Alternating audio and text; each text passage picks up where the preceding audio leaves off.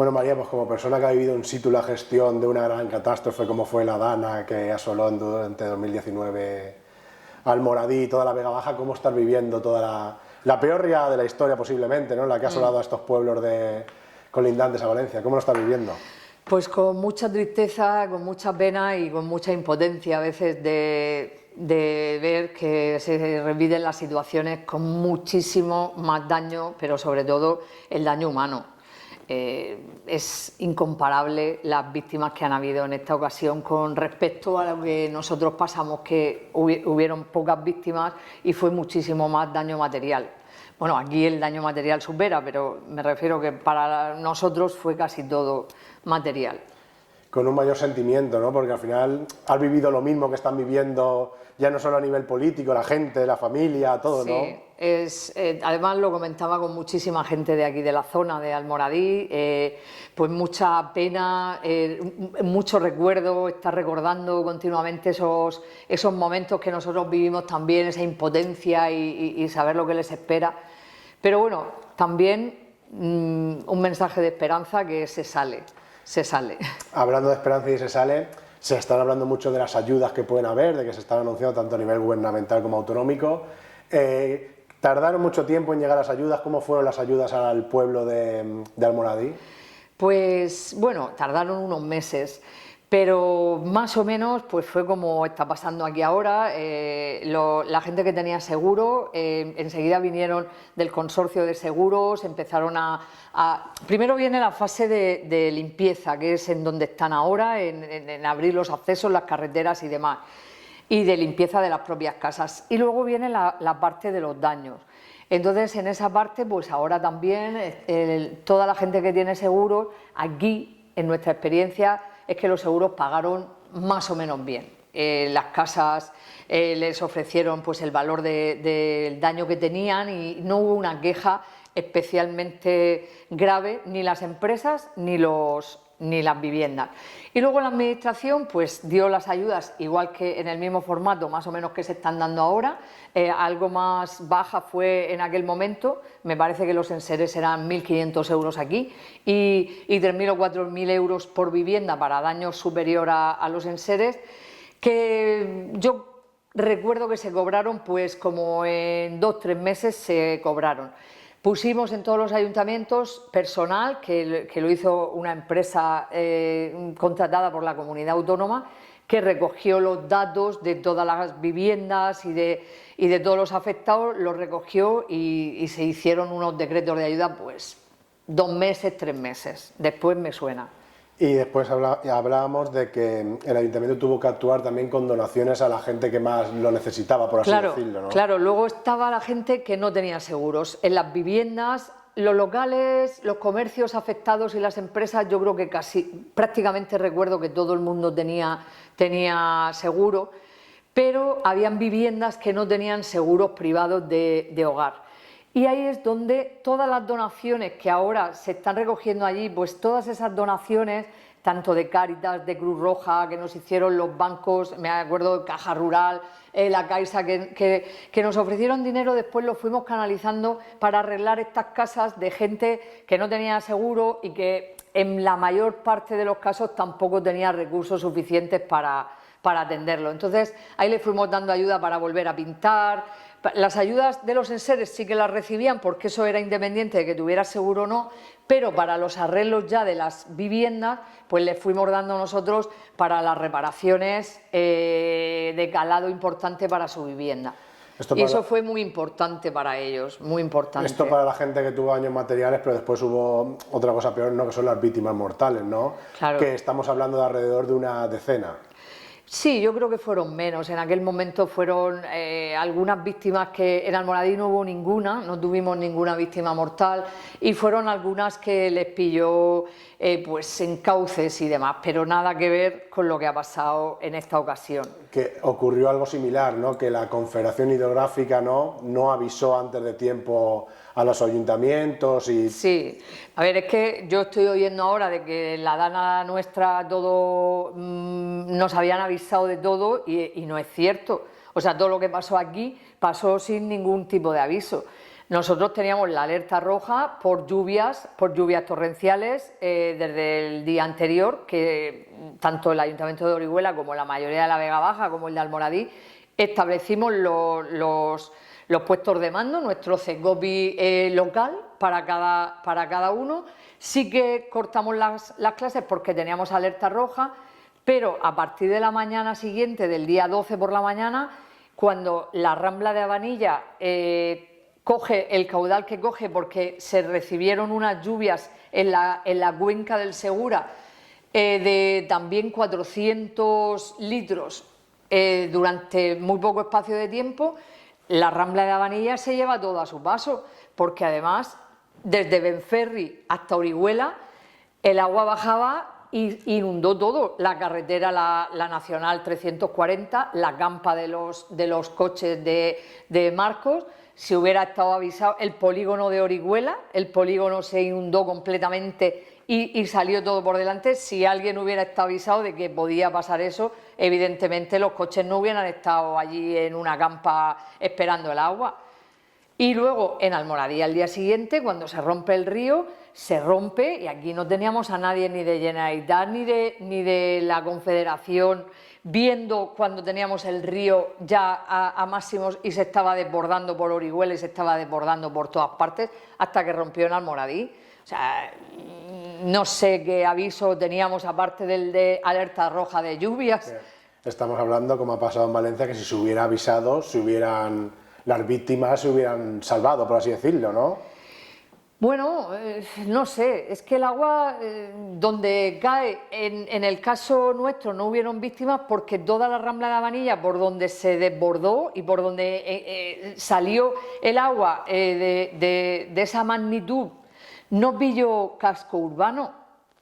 Si hubiera entrado toda esa agua bajando por el casco de Orihuela, pues no sé lo que hubiera pasado. Si hubiera pasado por Redovano, es que depende de que el aviso, cómo se pueden dar los avisos también. Se da de fuertes lluvias y de lo demás, pues las confederaciones tendrían que tener un sistema mucho más avanzado para avisar. Estamos hablando de algo similar a lo que pasa con el Barranco del Pollo, que la confederación no avisó de que iba completamente desbordado, que llevaba una cantidad ingente de agua.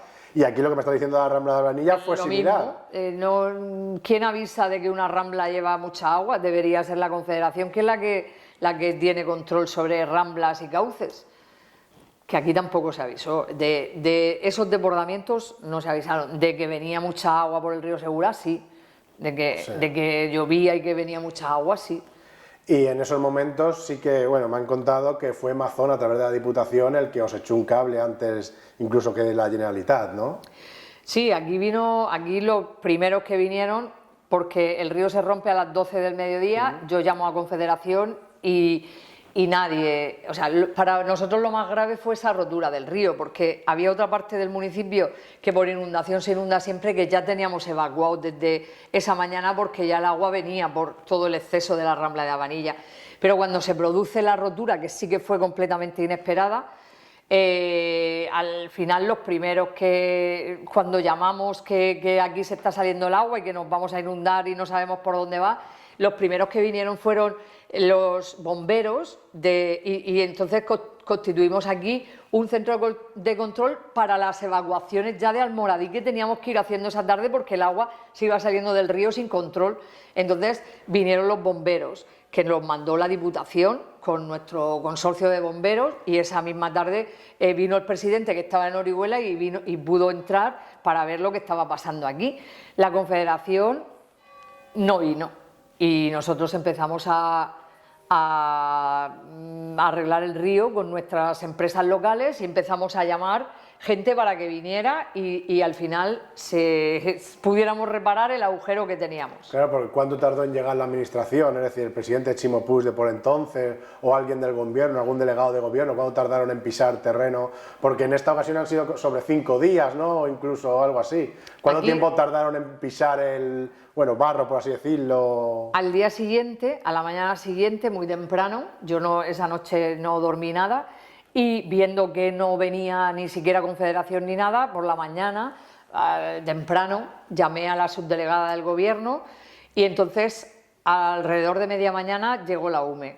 Como la UME estaba activada en Orihuela, nos mandaron a la UME y esa tarde, por la tarde, vino el presidente Chimo Puig al río y en ese momento vino la Confederación con el presidente de la Confederación. Y entonces me dijeron que quién había mandado a arreglar el río y les dije, pues hombre, pues yo misma, porque no íbamos a dejar el río saliendo agua, por lo menos estábamos haciendo obras para intentarlo, pero Confederación, que era su competencia, ni mandó a arreglar el río ni nada. Luego ya lo arreglaron, lo repararon después bien, porque aquello fue pues echarle piedras para parar y frenar el agua. Claro, ¿y qué le dijo ahí el señor de la Confederación que tenía que haber avisado antes, que no avisó? ¿Qué os dijo al día siguiente sobre la situación? No, eso, que quién había dado la orden de arreglar el río, que el río, yo no tenía competencia para arreglar el río, digo, pues haber venido ayer en helicóptero, ¿qué quieres que te diga? Claro, y después sí que se prometieron ayudas para ayudar en todos los cauces, recuperarlos y todo, obrar, por así decirlo y tal. Bueno, ahí es que desde Confederación, desde la anterior riada, que se hace el nuevo encauzamiento del río, tenían que haber habido otras obras para encauzar el río Segura de una forma y unas obras de laminación del agua en la Vega Baja. Solamente se hizo el encauzamiento del río, pero el resto de obras de la Vega Baja se quedaron sin hacer. Y en este momento, 5 años después de ese momento, siguen sin hacer. A partir de ahí nos prometieron que sí, que se iban a hacer, empezamos a hacer estudios, trabajos previos y ahí seguimos. Ahí seguimos con obras que todavía, a día de hoy, hay algunas que los proyectos están terminados, faltan licitaciones, pues no sabemos, ahí vamos. Pero claro, perdona. 5 años después no tenemos nada. Ahí es donde voy, porque esas obras que no se han hecho puede llegar a producir otra catástrofe, ¿no? Igual, si nosotros siempre decimos que si volviera a llover lo mismo, volveríamos a tener lo mismo. El mismo desastre exactamente igual, porque ninguna de las canalizaciones, laminaciones del agua que se tienen que hacer para que el agua haga menos daño y vaya con menos fuerza, que es lo que produce el daño de la inundación, todo eso no se ha hecho. No se ha hecho. Estamos, pues ya digo, estudios. Yo cada vez que digo la Confederación está estudiando, pues seguimos en el mismo punto, sin haber concretado ni realizado ninguna de las obras necesarias, que no son de ahora. O sea, estas obras están determinadas para la prevención de inundaciones desde la anterior riada, que hace ya 30 y pico años, del 87, o sea, que no estamos hablando que tengamos que hacer inventarnos nada nuevo. ¿Y qué pasó en 2019 y qué puede volver a pasar en 2026? Pues ahora mismo cada vez que llueve, aquí la gente sabe perfectamente que no tenemos ningún avance con respecto a aquel momento, ninguno. Estamos hablando, como decimos aquí, ¿no?, que totalmente como si fuera abandonado por la mano de Dios. Totalmente. Y ya para acabar, ¿y te puedes llegar a solidarizar con Mazón por lo que está viviendo? Porque es algo similar a lo que viviste tú en su día, ¿no? De no me avisan, yo tengo que actuar, yo tengo que gestionarlo todo, ¿no? Claro, totalmente. Yo me solidarizo completamente con Carlos, porque sé que cuando te viene el desastre, pues bueno, luego hay que gestionarlo y hay que tirar para adelante y salir para adelante. En este caso, lamentablemente con muchísimas víctimas, pero hay que hacer una reflexión importante y que quizá con esta dana de esta magnitud sea importante para ver cuál es el papel de las confederaciones hidrográficas, porque aquí en la Vega Baja sabemos perfectamente cuáles son las obras que no están hechas y que a lo largo de los años son las necesarias. Lo demás, que las acequias las tengamos mantenidas, importante. En que en los municipios tengamos mejores obras de prevención de inundaciones, importante. Pero lo fundamental son las obras del Ministerio de Transición Ecológica, que es quien está a cargo de las confederaciones hidrográficas. Y ahí es donde tenemos el fallo y no se ha destinado dinero suficiente a eso, ni de Europa, ni de España, ni de nada. Y esa es nuestra gran reivindicación durante los últimos años. Claro, porque ahí voy, que estamos mirando Amazon, pero aquí hay que mirar más arriba, que al final es Totalmente. el mayor rango de responsabilidades, ¿no?, que tiene el Estado, que es el que tiene que dejar todo eso acrecentado, ¿no? Claro, bueno, tendrán que ver todas las responsabilidades. Quiero decir, no solo es que sea en este caso, pues serán las suyas. Yo las desconozco, serán las que determinen, pero evidentemente, si hay una obra que se tenía que haber hecho en el barranco del Pollo y no se ha hecho, que podía haber evitado parte del desastre, pues habrá que también hay que ver las alertas de las confederaciones, porque ¿qué organismos? O sea, no pueden estar ausentes, o es que tenemos el SAI y lo podéis mirar. No, oiga, vamos a establecer,